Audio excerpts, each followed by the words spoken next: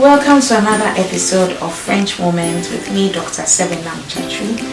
I hope that you're learning a lot and you're trying to put what you're learning into practice. As usual, don't forget to subscribe, to like, to share with your friends, to leave comments for us to know how you're doing, and also on what else we can do to make learning French easier for you. Alright, today we're going to look at definite articles. I'm sure that most of you, whether in primary school, in secondary school, or in university, have had issues with articles in French. Firstly, because in the English and Ghanaian language you are used to, we don't have to determine whether a word is masculine or feminine or plural or singular. If you want to say the, it is there. You don't have to say a different form for the girl and a different form for the boy. But unfortunately or fortunately, because that's how the language is for French, there are differences based on whether it's masculine, it's feminine, it's a singular, it's plural, or even whether it begins with a vowel, silent H, or a consonant. And so today we are going to look at definite articles. In French, we say les articles définis. Now, one thing you should know is that we have four forms for definite articles in French. We have le, we have la, we have L apostrophe, and then we have les. Alright, and they are each used in different contexts. And they all mean the. Okay, which is why it's definite as opposed to a or an, which is indefinite. So when you want to say the something in French, what you have to do is know the gender of the noun, whether it is masculine or feminine. Now know that le, la, L apostrophe, and le usually go with nouns. So you can't have it in front of a verb or an adjective or a pronoun. And usually it is in front of, or it comes just before a noun.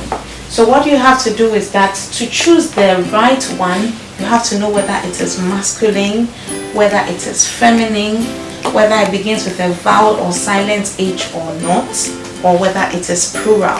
And each of these four options fits into one of the categories. So we'll start with le.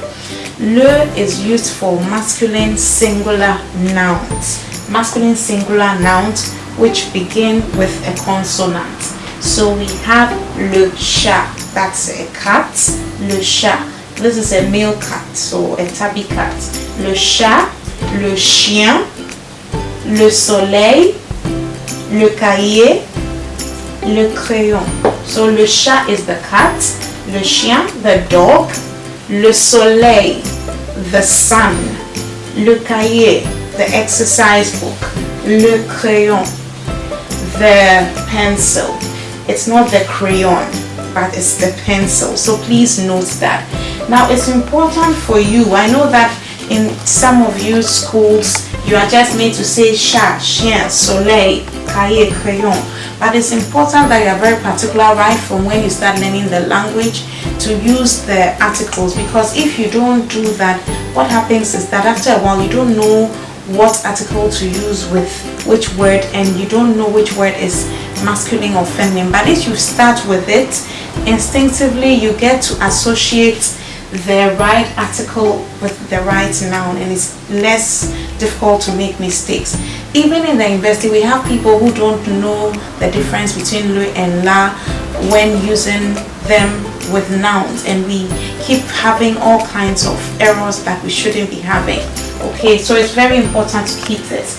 Now la is used for feminine singular nouns beginning with a consonant. So we have la chatte, that is a female cat. Okay, la lune, that is the moon. La table, the table. La chaise, the chair. La maison, the house. One thing you should know is you're probably wondering, how do I know which is masculine and which is feminine? It's not very clear-cut, and there are no very clear-cut rules, so I can't say that there's a rule like this. I will try in a subsequent lesson to give you some pointers for certain words that you can easily guess that they are masculine or feminine, but some of them are really arbitrary, so you just have to learn and go with it. Okay, for example, whilst the sun is le soleil in French and the moon is la lune, which is feminine, and soleil is masculine, it's the opposite in German. So in German, the sun is feminine and the moon is masculine, whilst in French, the sun is masculine and the moon is feminine.